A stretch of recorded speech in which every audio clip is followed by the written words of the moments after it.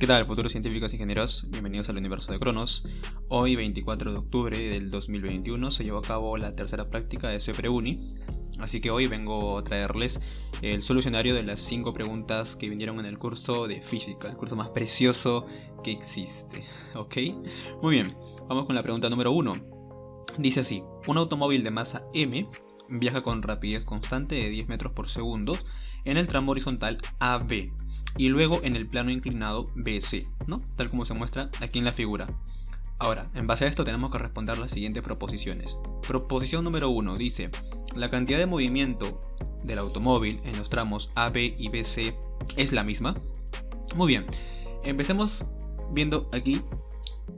He anotado la definición de la cantidad de movimiento es igual a masa por velocidad, ¿de acuerdo? Es la ecuación vectorial de la cantidad de movimiento. Entonces, con esta ecuación claramente notamos que si la velocidad es constante, entonces la cantidad de movimiento también será constante. Y yo te pregunto, en el tramo AB, la velocidad de la partícula sería 10i, mientras que en el tramo BC ya no sería 10i, porque la orientación ha cambiado. Recuerda que para que la velocidad sea constante, debe ser constante tanto en módulo como en orientación. Y claramente vemos como aquí en la fotografía la orientación es otra. Entonces la velocidad no ha sido constante, solamente la rapidez. Por lo tanto, la cantidad de movimiento es diferente para ambos tramos. Aquí marcamos la proposición 1 como falso. ¿De acuerdo? Muy bien, vayamos a la proposición número 2. El impulso resultante sobre el automóvil en todo el recorrido es 0. Veamos, muchachos, aquí arriba he colocado la ecuación de Newton, así es como realmente se escribe. La fuerza resultante multiplicada por un intervalo de tiempo es igual a la variación de la cantidad de movimiento. Esta primera expresión en el lado izquierdo, la fuerza resultante por el intervalo de tiempo, no es otra cosa que el impulso, ¿de acuerdo? Es el impulso. Entonces, si existe un impulso, existirá una variación en la cantidad de movimiento, de lo contrario no podría existir. Este impulso dejaría de existir, por ejemplo, si es que la fuerza resultante sobre el sistema, sobre la partícula fuese 0, ¿de acuerdo? Ahora, vemos claramente que de la proposición 1 hemos notado que la variación de cantidad de movimiento existe. Por lo tanto, si la variación de cantidad de movimiento existe, quiere decir que existe también una fuerza resultante que haya producido este cambio. Existe un impulso que produce este cambio.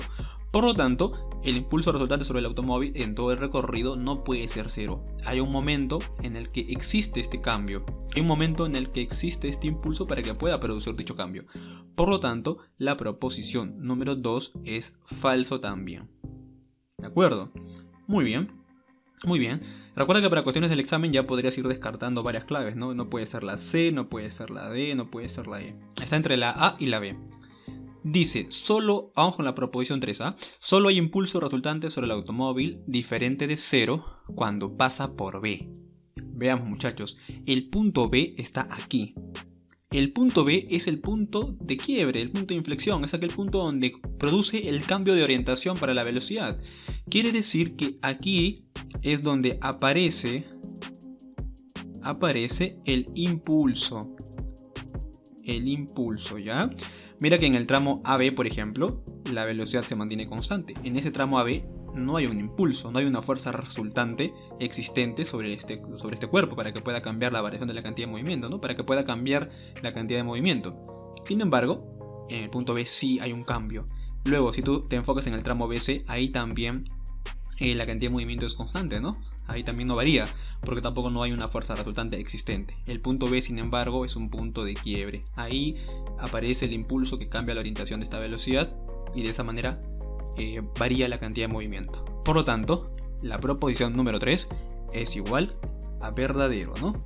Solo hay un impulso resultante sobre el automóvil diferente de 0 cuando justo el carro pasa por el punto B.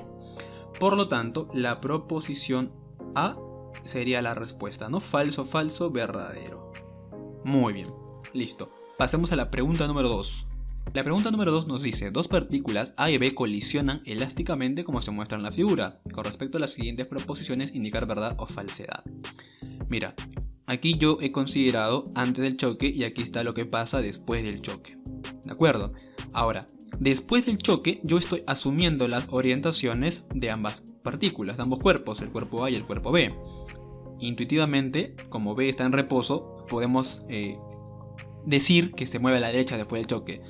Quizás es un poco más complicado asumir la orientación para la partícula A, si se mueve a la derecha después del choque o si se mueve a la izquierda. Al final, muchachos, si ustedes le ponen a la derecha o a la izquierda, la respuesta te va a salir igual, ya que cuando tú resuelvas las ecuaciones te van a decir si lo que asumiste es correcto o incorrecto, ¿de acuerdo? Aquí, digamos que intuitivamente yo puedo decir que va a la derecha. ¿Por qué? Porque recuerda que cuando tú juegas billar, no sé si ustedes han visto el juego de billar, las bolitas suelen tener la misma masa. Y cuando tienen la misma masa, cuando una de ellas golpea, es decir, la bola blanca golpea a una de color, ustedes se dan cuenta que la bola blanca al golpearla se queda paralizada, mientras que las demás bolas se mueven, ¿de acuerdo? Esto es porque la bola blanca, le transmite toda la energía cinética al otro cuerpo, ¿de acuerdo?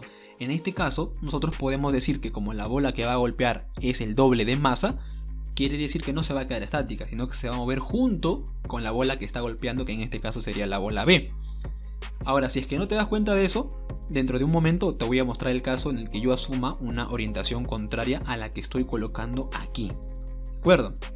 Muy bien, mira lo que va a pasar. Es un choque elástico, ¿de acuerdo? Entonces esta ecuación es una de las ecuaciones que se resuelven para choques, ¿sí? Esta ecuación ya la debes conocer y la estoy mostrando en esta forma. Pero ahora, algo importante que debes tener en cuenta es que tengo la división vectorial. Mira, la división vectorial es algo que no existe. No existe. Entonces esto que está aquí abajo realmente debería estar arriba para que sea una ecuación correctamente escrita. Sin embargo, para cuestión de cálculo la vamos a colocar abajo. Realmente no interviene el que la ponga abajo o arriba. Conceptualmente sabes que debe ir arriba, ¿ya? Pero la voy a poner abajo únicamente para dejar el coeficiente solito. Así es como se suele mostrar en las clases. Muy bien, esta es una ecuación netamente vectorial, conocida por todos ustedes, y vamos a ver cómo se resuelve. Aquí el coeficiente de restitución al ser un choque elástico es igual a 1. ¿De acuerdo? El vector U2 es la velocidad después del choque. Acuérdense, las velocidades U las utilizo para después del choque y las velocidades V para antes. Por lo tanto, me quedaría U2, el vector U2 es igual a su módulo por su orientación I. ¿Sí o no? Menos el vector U1. El vector U1 apunta a la derecha, así que sería U1 multiplicado por su orientación. ¿De acuerdo? Muy bien. Ahora coloquemos aquí abajo. ¿Qué ocurre abajo? Abajo tenemos velocidad 1 menos velocidad 2. La velocidad 1 es la velocidad de la partícula A antes del choque, cuyo módulo vale V. Aquí lo puedes ver, mira, su módulo vale V.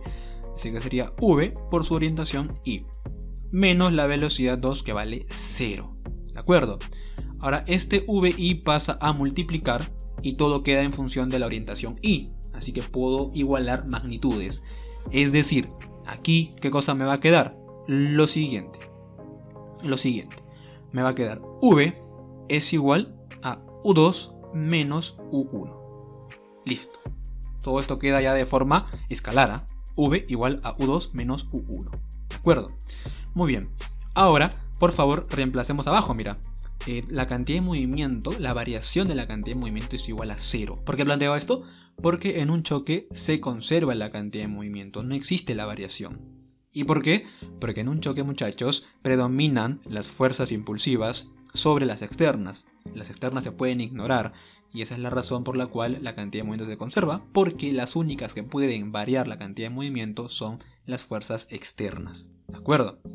Por lo tanto, esta variación igual a 0 quiere decir lo siguiente: que la cantidad de movimiento que hay al inicio para el sistema tiene que ser igual a la cantidad de movimiento que hay al final para el sistema. Muchachos, reemplacemos por favor. ¿Cuánto vale la cantidad de movimiento al inicio? Al inicio vemos que para la partícula A sería la masa 2m por su velocidad. Así que sería 2m multiplicada por su velocidad, que sería v, y el vector i, ¿no? Recuerda que estamos en el eje x. Ahora, para la partícula B es 0, así que ya no la coloco. La cantidad de movimiento que hay ahora al final, muchachos, al final. Reemplacemos al final, aquí está, ¿no? Sería la masa 2m multiplicada por la velocidad u1. y multiplicada aquí con la orientación y, ¿verdad? Más la partícula B, que tiene masa m y su velocidad es u2 multiplicada por la orientación y. ¿De acuerdo? De igual manera, aquí las i's al final se van a obviar porque todos tienen i, así que nos quedamos únicamente con la parte escalar. Simplificamos la masa, la masa, la masa, y me está quedando la siguiente ecuación, muchachos. Me está quedando 2v igual a 2u1 más u2. ¿De acuerdo? Muy bien. Esto que me está quedando lo voy a colocar aquí arriba, mira, observa. Lo voy a colocar allá. Y me va a quedar así, mira. 2v igual a u2 más 2u1. Y esta parte ya es muy fácil operar, ¿no? Porque esto ya desde el colegio que te enseñan a restar ecuaciones o sumar ecuaciones. En este caso a mí lo que me conviene es restar, ¿ok? Vamos a restar estas ecuaciones y de esa manera anulamos el u2 y me va a quedar v menos 2v menos v. Menos u1 menos 2u1 menos 3u sub 1. Simplificamos el signo negativo y finalmente he calculado la rapidez para la partícula A después del choque. u1 vale v tercios, muchachos. Listo. Así nada más, ¿ok? Muy bien. Ahora, creo que con esto ya podemos responder la proposición número 1, ¿verdad? La proposición número 1 dice: la rapidez de la partícula A después de la colisión es v tercios. Verdadero, la rapidez vale v tercios. Muy bien, entonces ya podemos acá marcar que esta proposición es totalmente verdura. Veamos ahora para la partícula B, su rapidez después de la colisión. Veamos.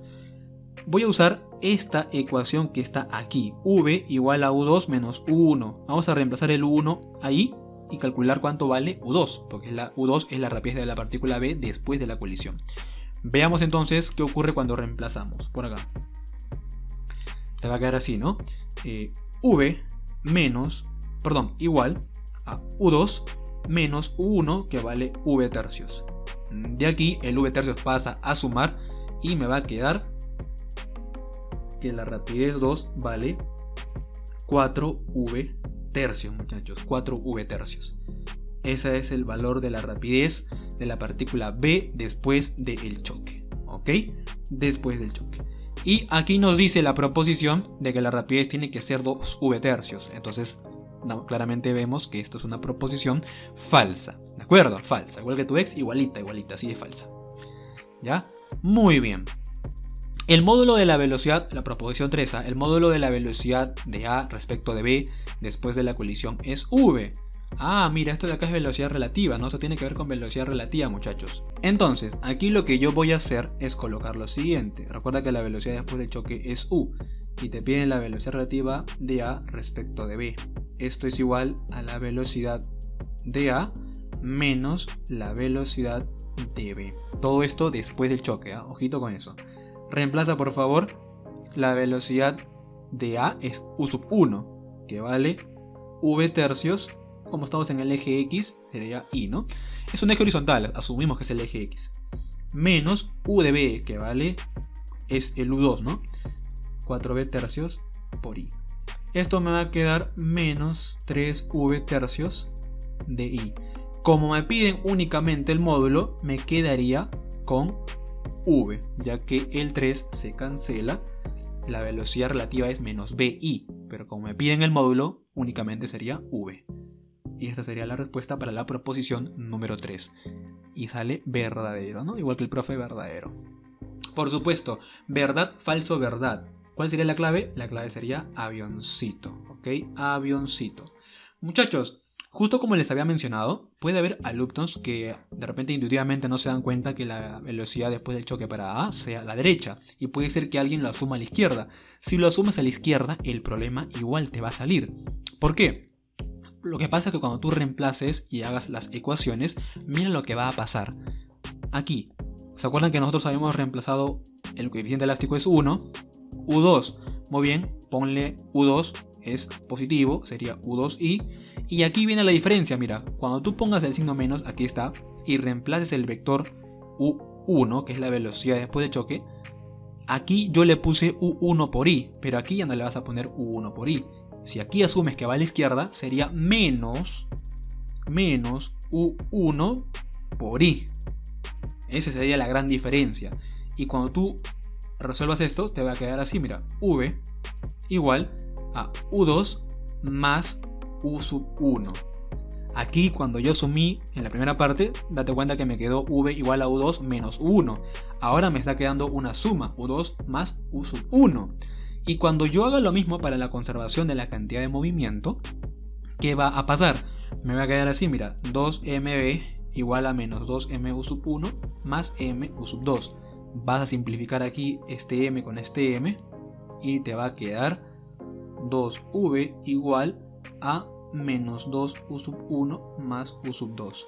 Mira la diferencia, acá me había quedado 2v igual a u2 más 2u1, acá me queda u2 menos 2u1. Estas diferencias van a provocar de que cuando tú calcules la rapidez u1 te quede lo siguiente. Sumas ambas ecuaciones y te va a quedar así. Bueno, en este caso tendrás que restarlas también, ¿no? Y te va a quedar que u1 vale menos v tercios. Esa es la gran diferencia, mira. Te va a quedar que u1 vale menos v tercios. Y aquí me había quedado v tercios y acá te va a quedar negativo. ¿Ese negativo qué significa? Este es el cálculo escalar de u1, es un módulo, no puede quedar negativo. Si quedó negativo quiere decir que la orientación que tú escogiste es incorrecta, debe ser la contraria, o sea, a la derecha. Pero el valor en magnitud sí va a ser correcto, tú quítale el menos y te quedas solamente con el v tercios y esa sería la respuesta, estaría bien igual. El menos únicamente te indica que has tomado una orientación opuesta a la original, a la que realmente debió ser. ¿De acuerdo? Luego tú reemplazas este u1 que vale menos b tercios, lo reemplazas aquí arriba lo reemplazas y vas a encontrar el valor de u2. Cuando tú lo reemplaces te va a quedar u2 y te va a quedar 4v tercios. Y ese sí te salió positivo, mira. O sea, este de aquí sí coincide con el resultado que yo había obtenido hace rato. Eso quiere decir que el u2 sí tomaste la orientación correcta. Si acá yo también el u2 yo lo hubiese puesto hacia la izquierda, acá me hubiese salido negativo.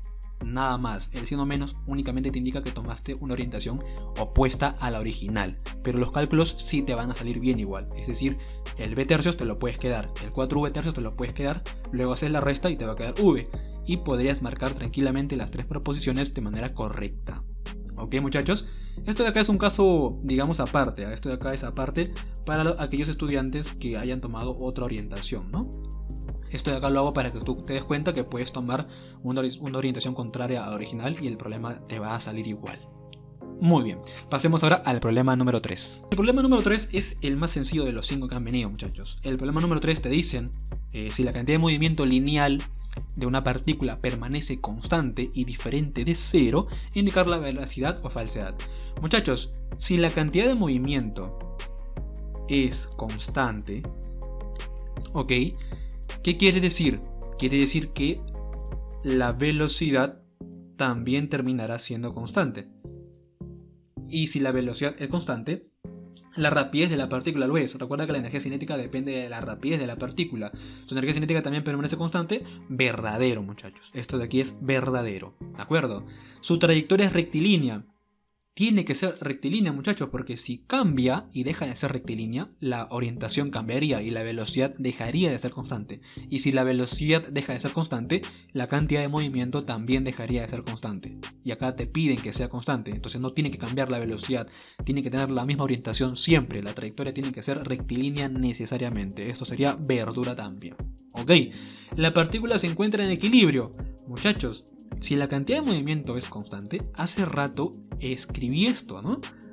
Hace rato te puse lo siguiente, que la fuerza resultante por un intervalo de tiempo es igual a la variación de la cantidad de movimiento. Yo quiero que esta variación no exista, porque yo quiero que sea constante la cantidad de movimiento. Por lo tanto, la variación tendría que ser 0. Entonces, si esto vale 0, la fuerza resultante sobre la partícula también es 0. Muchachos, condiciones de equilibrio. Si la fuerza resultante sobre una partícula es 0, ¿qué quiere decir? Quiere decir que se encuentra en equilibrio justamente. Así que esta proposición también es verdura. Por lo tanto, la proposición sería A, ¿no? Todo verdadero. Muy bien, verdadero. siempre verdadero igual que el profesor, ¿no? Por supuesto, claro. Muy bien, muchachos. Vayamos ahora a la pregunta número 4. Es una pregunta sobre oscilaciones, muchachos. Dice, en la figura se muestra dos sistemas masa-resorte, uno horizontal y el otro vertical. ¿De acuerdo? El dato es el siguiente, tienen la misma rapidez máxima de oscilación y la amplitud del resorte horizontal es 3 raíz de 2 y te piden la amplitud del vertical. Muchachos, recuerden esta ecuación que se trabaja en el movimiento armónico simple. La rapidez de la partícula, de la masita, es igual a omega, frecuencia angular, por la raíz cuadrada de la amplitud al cuadrado menos la deformación al cuadrado. ¿De acuerdo? Ahora, ¿en qué punto de la oscilación se da la rapidez máxima? La rapidez máxima se da justamente cuando la partícula pasa por la posición de equilibrio. La posición de equilibrio, el punto de equilibrio ocurre cuando x es igual a 0, es decir, no hay deformación en el resorte. Si x vale 0 y tú lo reemplazas arriba, te vas a dar cuenta que la rapidez sería máxima justamente para x igual a 0 y te va a salir omega por a. Frecuencia angular por la amplitud. ¿De acuerdo? Eso lo obtengo de reemplazar el x de aquí. X igual a 0. Esto se anula. Se va al cuadrado de la amplitud con la raíz. La amplitud te quedaría multiplicada por la frecuencia. Y esa sería la rapidez máxima. ¿De acuerdo, muchachos? Muy bien. Ahora, una vez que ya tienes aquí la ecuación que nos va a permitir calcular la rapidez máxima, vamos a usarla porque te dice que para ambos sistemas, el horizontal y el vertical, esa rapidez máxima es igual. Para la oscilación horizontal tenemos que su rapidez máxima es igual a su frecuencia angular por la amplitud. Muchachos, la amplitud es dato, 3 raíz de 2. Así que vamos a reemplazar únicamente el omega. Por acá te hago recordar que el omega, la frecuencia angular, es raíz de la constante de deformación dividida por la masa. Entonces, para la partícula, vamos a ponerle aquí nombres, ¿eh? Para la partícula 1 y la otra es la partícula 2. Entonces, para la partícula 1 tendría que su rapidez máxima es omega 1 por su amplitud. Reemplaza, por favor. Omega 1, ¿cuánto vale? Omega 1 sería la raíz cuadrada de su constante de deformación sobre su masa. Y todo esto por la amplitud que vale 3 raíz de 2 según el dato. ¿De acuerdo? Según el dato. Ahora hagamos el análisis igualito al mismo tiempo, a la par, mira, a la par. Pero ahora para la oscilación vertical. ¿Qué ocurre, chiquitos, con la oscilación vertical? Igual, su rapidez máxima es la misma y para este caso se calcula como omega 2 por su amplitud correspondiente. Omega 2 sería la raíz de la constante para ese resorte sobre su masa también y la amplitud 2. Muy bien, muchachos. Aquí en la parte horizontal reemplaza valores, mira. Raíz cuadrada ¿de quién? De K1. K1 es igual, según el problema, a 4 veces K2. Así que te quedaría 4K2 o K sub 2, ¿no? Y la masa 1 la dejo igual. Y todo esto por 3 raíz de 2. Ahora, en la parte vertical, ¿qué me va a quedar? Me va a quedar así, ¿no? La raíz de K2 y abajo la masa 2. Aquí, según el problema, la masa 2 vale 2 veces la masa 1. Y esto por la amplitud 2. Aquí lo único que nos queda por hacer es igualar ambos resultados. Iguálalos. Y al igualarlos, además, vamos a hacer una elevación al cuadrado. ¿Ok? Para eliminar las raíces. Cuando tú hagas eso, te va a quedar por un lado, arriba, vamos a poner aquí, 18, que es el cuadrado de 3 raíz de 2, multiplicado por 4K2 sobre M1. Y al lado derecho vamos a colocar el cuadrado de la expresión que obtenemos de la oscilación vertical. Es decir, K2 sobre 2M1 por la amplitud 2, que es lo que me están pidiendo. Simplificamos el K2, el M1 y te va a quedar 18 por 4, que es 72. Este 2 pasa a multiplicar y me va a quedar 144. Y ojo que el A sub 2 me queda elevado al cuadrado, ¿no? Finalmente, A sub 2 es igual a 12, al sacar la raíz cuadrada. Como he trabajado en centímetros, este resultado me queda en centímetros también. Así que la amplitud que nos piden es 12 centímetros. Y esa sería la respuesta, clave avión. Avión, ¿no? La clave A, nuevamente la clave A. Vayamos ahora con el problema número 5. El problema número 5 también es un problema bastante teórico. La mayoría de preguntas ahora han sido teóricas, si se han dado cuenta. Dice, señalar verdad o falsedad. Las ondas longitudinales hacen vibrar las ondas longitudinales hacen vibrar a las partículas del medio en forma perpendicular a la dirección de propagación de dichas ondas. Muchachos, por teoría sabemos que las ondas longitudinales oscilan de forma paralela a la propagación de la onda, no de forma perpendicular. ¿Ya? ¿Quién oscila de forma perpendicular? Las ondas transversales. ¿De acuerdo? Ojo con eso. Las transversales son las que oscilan de forma perpendicular a la propagación de dicha onda. Por lo tanto, la proposición 1 sería totalmente falso. ¿De acuerdo? Falso. Muy bien. Vamos con la proposición número 2. ¿Las ondas mecánicas requieren de un medio físico material para propagarse? Muchachos, las ondas mecánicas siempre van a requerir de un medio físico para poder propagarse. Un medio sólido, un medio líquido, un medio gas. Las ondas mecánicas también son llamadas, por si acaso, ondas elásticas, por si en algún momento les preguntaran. A diferencia de las ondas electromagnéticas, las cuales no necesariamente requieren un medio material para propagarse, porque podrían hacerlo también en el vacío. Pero bueno, aquí estamos trabajando con ondas mecánicas, ellas sí requieren de un medio material, ¿no? Ondas sonoras, por ejemplo, son ondas mecánicas, las ondas sísmicas también lo son. Así que esta proposición sería verdadero. ¿De acuerdo? Verdadero. Falso, verdadero. Vamos con la proposición número 3. Dice que la rapidez de propagación de las ondas está determinada por la fuente que las genera. Muchachos, aquí tenemos una fuente. Este cuadro blanco que he colocado, vamos a suponer que es la fuente que genera estas ondas de colores que ves aquí, bajo una cierta amplitud. Estas ondas están determinadas por ciertos parámetros que genera la fuente. ¿Cuáles son estos parámetros? Que dependen netamente de la fuente, muchachos. Sería el periodo, la frecuencia angular y la amplitud.